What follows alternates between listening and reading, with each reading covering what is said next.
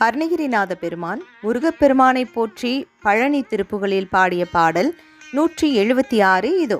உடவிக்கு அணிதுகில் என வளரந்த கடல் எட்டையும் அறக்குடி முனி என்கண் புனித சததல நிலைக்குள் சயம்பு சதுர்வேதன் புறம் அட்டு எரியெழ விழிக்கணல் சிந்தி கடினத்தோடு சில சிறுநகை கொண்ட அற்புத கர்த்தர் அரகர பரசிவன் இந்த தனி மூவர் சித்தமும் நிறை தெளிவுறவும் பொன் செவியில் பிரணவ ரகசியம் அன்பு ஊற்றிட உற்பன மொழிவுரை செய் குழந்தை குருநாதா.